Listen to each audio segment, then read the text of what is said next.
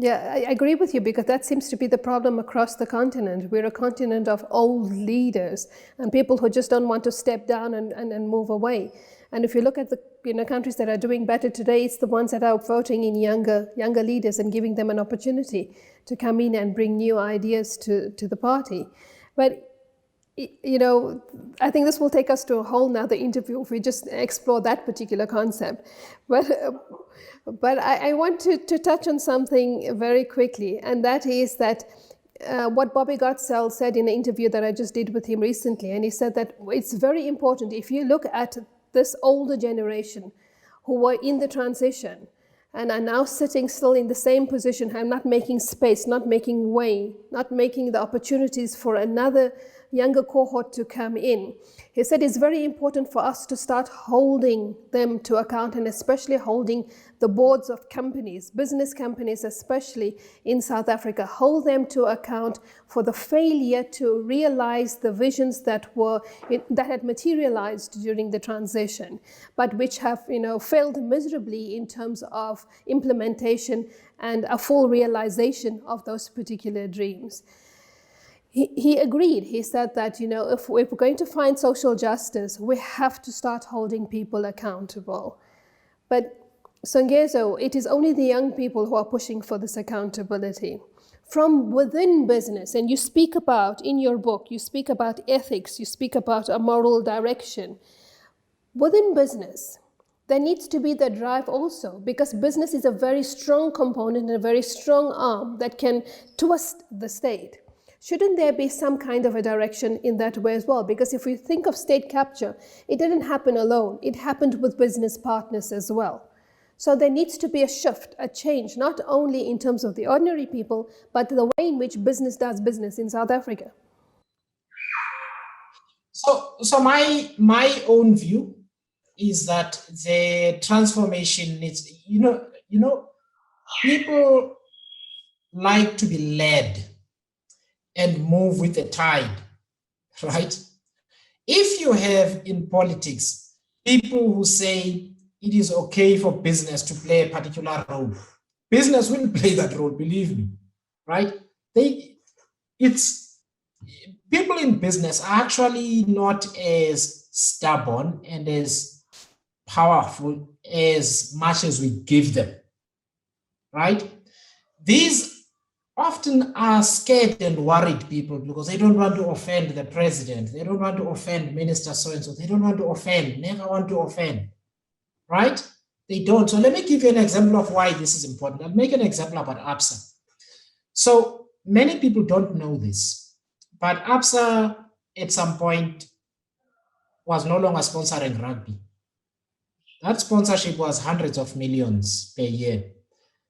What was the rugby money was thrown into education. The ABSA Scholarship Fund is probably the biggest on the continent. We supported over the years, we're transforming it now into a fellowship, but we supported north of 3,300 university students per year. Oh. Right? Mm-hmm. That's how much ABSA over the last 4 years has spent close to $1 billion on higher education. It's an actual decision that was taken, right, to do that.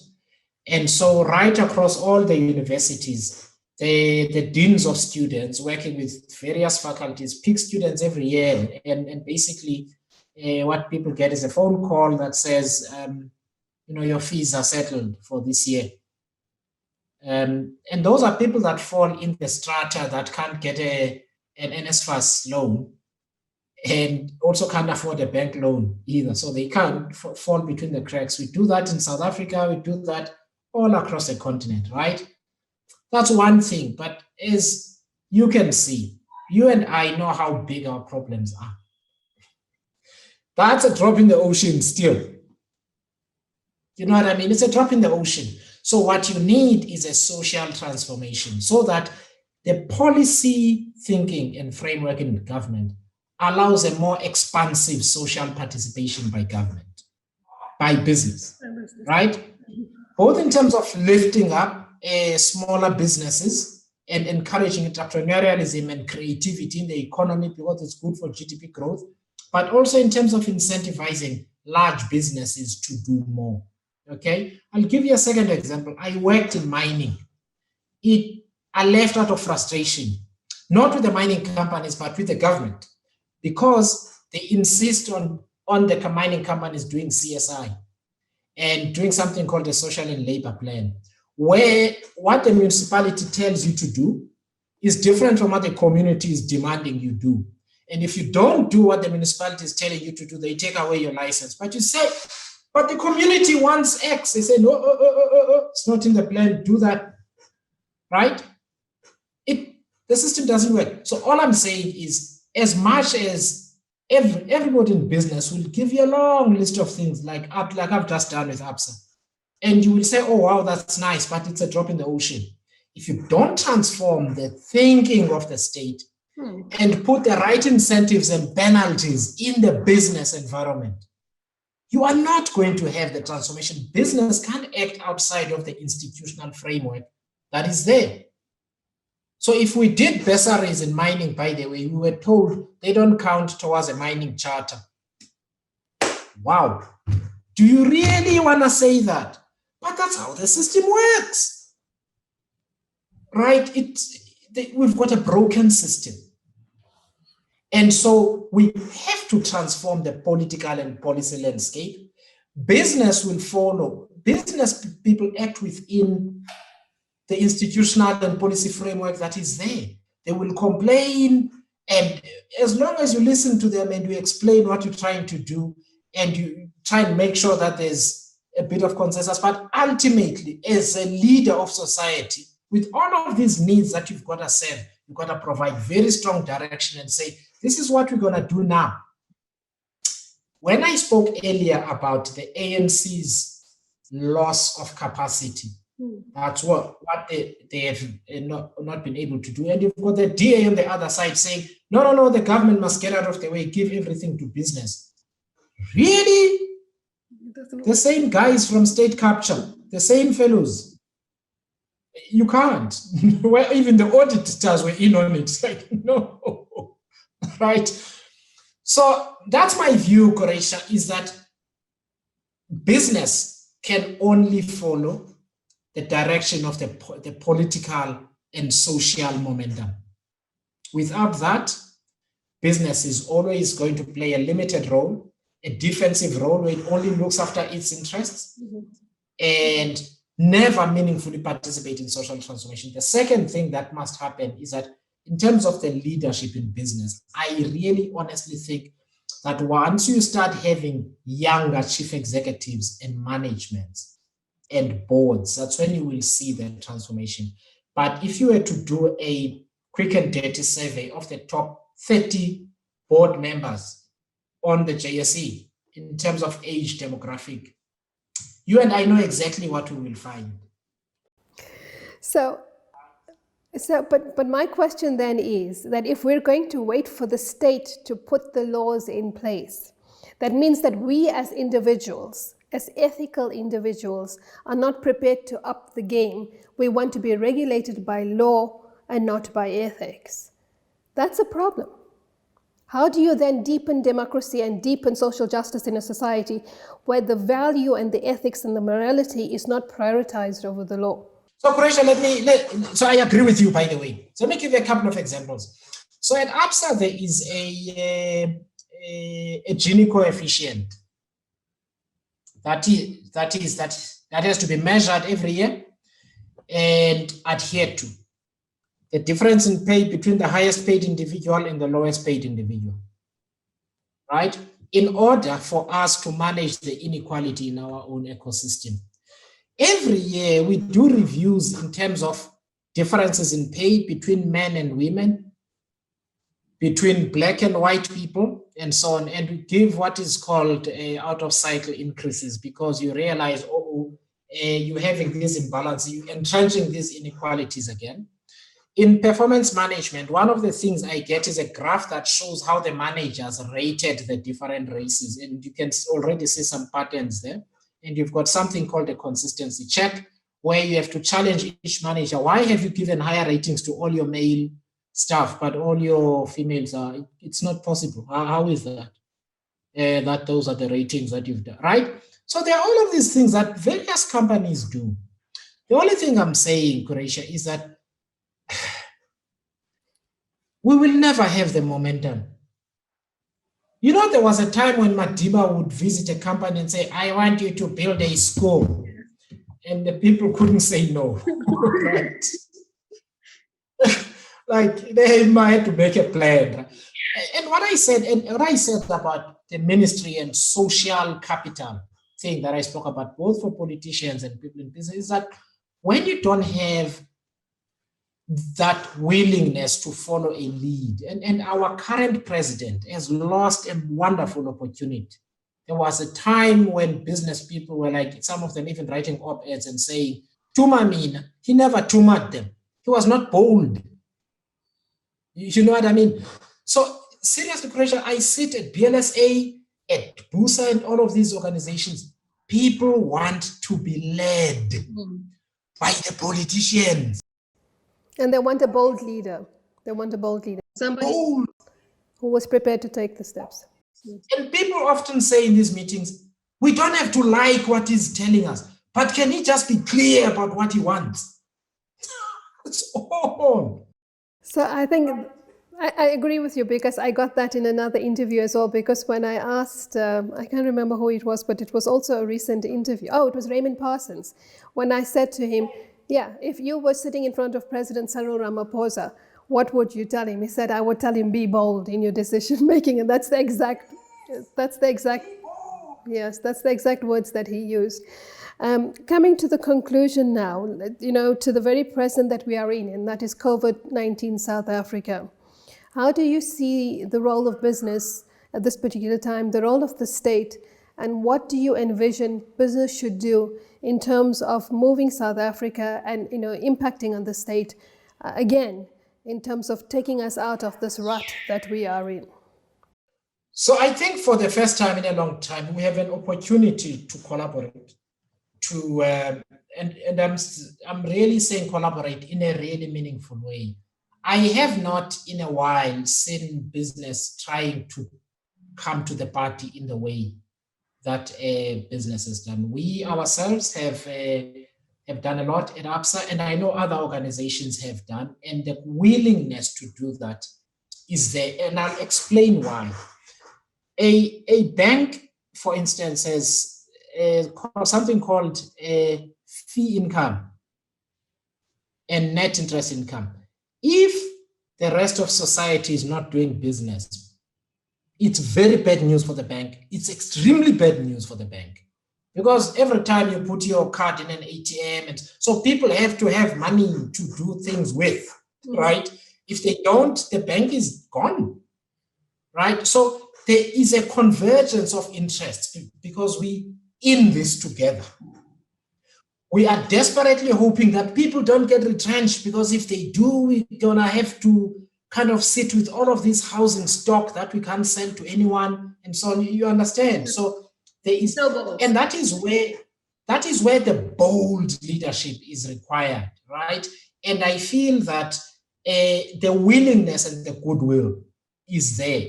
I don't know anybody, and there's lots of criticism of the Solidarity Fund, but the Solidarity Fund is the kind of thing that if we recognize that we have a social crisis, we have a socio-economic crisis, and therefore this must not just be about COVID-19.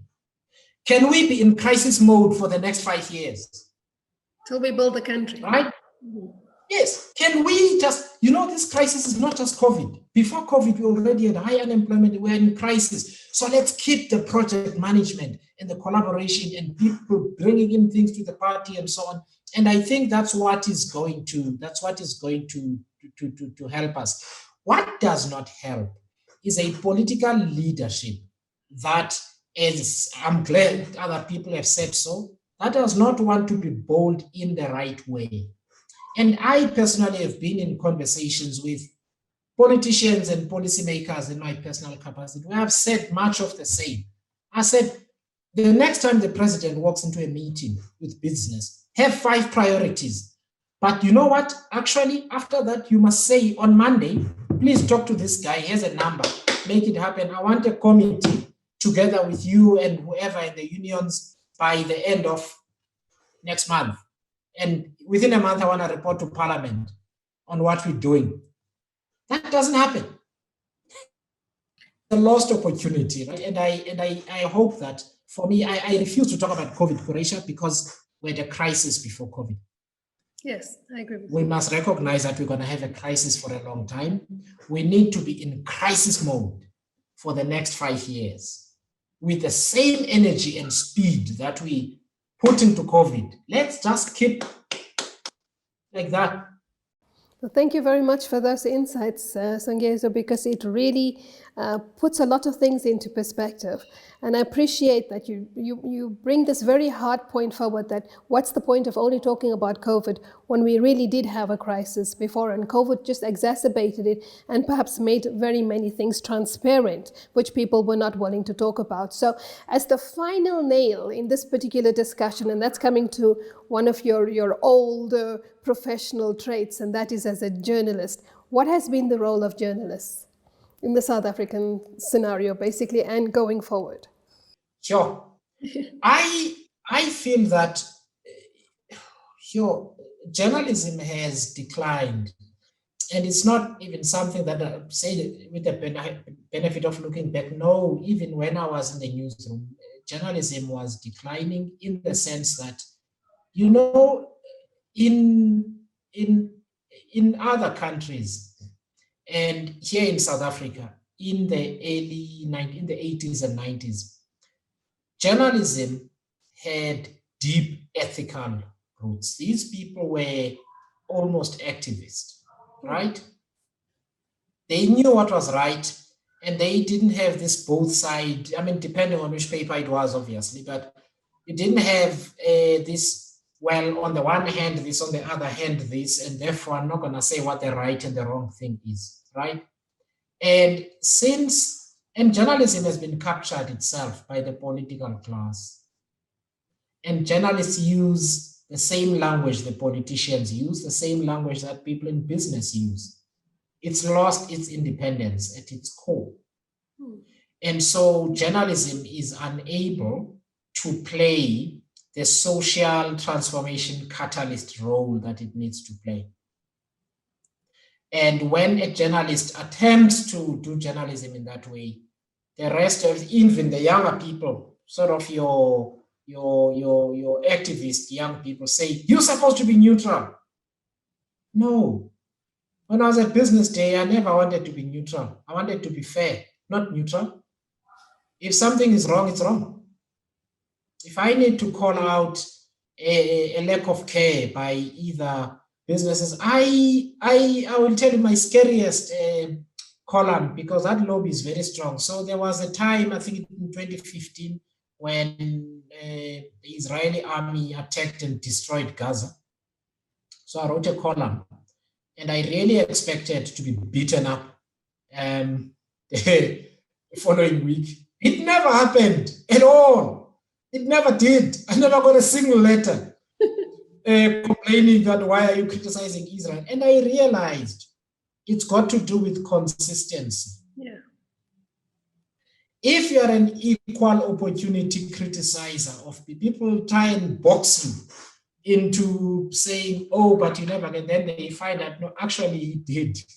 You criticize those guys too. Criticize these people too. You criticize business, you criticize government and the ANC and so on. And I feel that's the role of journalists. And journalism doesn't do that anymore.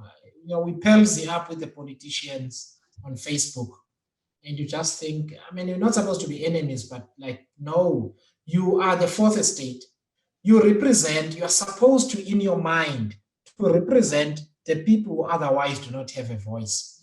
You can't be too palsy with these people. Not in a bad way, but you can't. How are you supposed to be trusted? And I feel that in this time of extreme poverty and inequality and so on, journalism needs to shine a light a lot more. Even though people in my class don't like reading these stories, they need to be put in our faces. I agree with you because, yeah, but ultimately it's about presenting the different issues, as you say, in the fairest way possible, so that we can get an informed public, we can hold people accountable, and we can deepen democracy. Yeah, in fact, I used to say, when people used to call me at the business day and say, yeah, but I say, listen, my job is not to protect you from information that makes you uncomfortable. That's not what an editor does. My job is to make sure that it's accurate. And to the extent that you have an answer to that, we say what your answer is, but that's not my job. You don't like so-and-so's opinion, I'm sorry. I don't know what you want me to do. I can't help you. And I feel that's gone. That was already then. It was really difficult because I could see people's, and I mean, by the way, to be clear, the biggest number of threats of legal action that I got were from business and not from politicians. When I was at business day, seriously, they were very quick to send a lawyer's letter and say, say we're gonna take you to the cleaners and that sort of thing. And but the job of a journalist is to resist that and be independent in your head and be ethical in that way. And I think that has continued to wane. And that's a threat to democracy, it's a threat to social transformation. And I think it's a threat to public safety too, because the public is going to self-harm because we don't believe what is in the paper.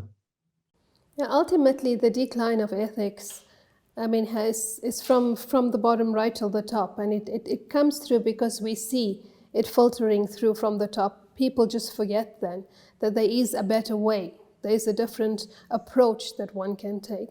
And I agree with everything that you say with regards justice as well, that we need to stand up for justice anywhere and everywhere and for everyone. It should not be a selective process of speaking out about just issues, especially when you're a supposed voice of the voiceless. So thank you very much for your comment, for your insights. It was brilliant.